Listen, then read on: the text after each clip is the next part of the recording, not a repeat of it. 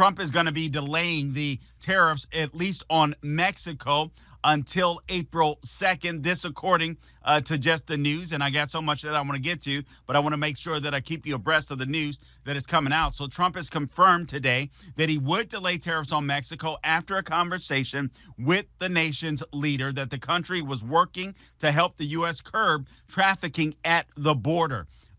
Earlier this week, Trump imposed 25% tariffs, as you may remember, on both Mexico and Canada, as well as China, as part of his broader effort to rebalance trade with key American partners and amid frustrations with their efforts to crack down on border security.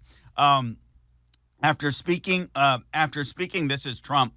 I'm quoting him here. After speaking with President Claudia Sheinbaum of Mexico, I have agreed that Mexico will not be required to pay tariffs on anything that falls under the USMCA agreement. This agreement is until April 2nd. I did this as an accommodation and out of respect for President Sheinbaum. There was also car companies that were complaining that the price of cars would go up significantly were these tariffs to be put in place.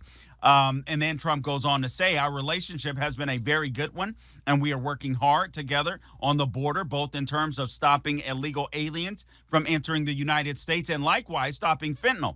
Thank you to President Sheinbaum for your hard work and cooperation, he added. All right, so I think this is great news. And frankly, I've said this before, but I really believe that Trump is helping to make Mexico great again as well. Obviously, he's concerned about the national security of the United States of America. But when our bordering countries are both Mexico and Canada, I mean, for God's sakes, you want them to be strong as well. We can have tough border policies, but if they're not helping us out, we got to help each other out. If they're not helping us out, it could be very detrimental. It could be dangerous. There was a reporter in the White House just yesterday, and he asked Caroline Leavitt if, with only a small percentage, and I forget what he said, a fraction, I think it was 43 pounds of fentanyl that came through the Canadian border last year. He was like, do you really believe we should be, placing a 25% tariff on Canada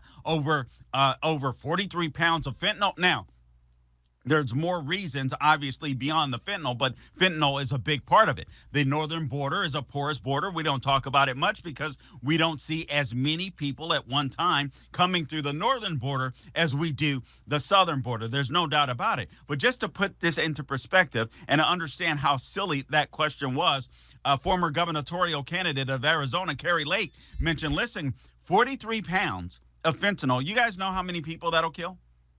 43 pounds of fentanyl? 10 million Americans. 43 pounds of fentanyl. This is the quality of journalists that exist in media. I mean, just no research before you ask the question. Just no clue.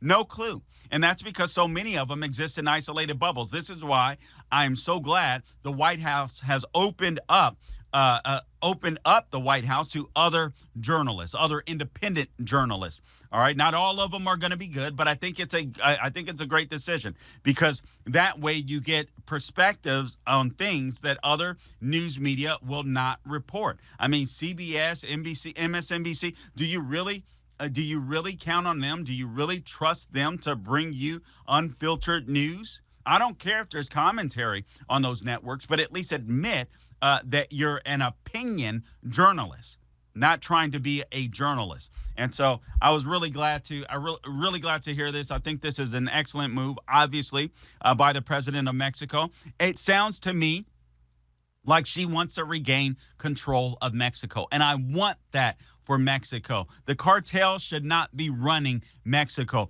And quite frankly, they are. All right. And so maybe this woman will have an opportunity to make Mexico great again by putting an elected government in place that will remain in place without the fear of cartels actually running that government. Hey guys, click here to subscribe to the Carl Jackson Show YouTube channel for all of my commentary and latest political analysis. Do not miss an episode. The Carl Jackson Show on YouTube. Subscribe now.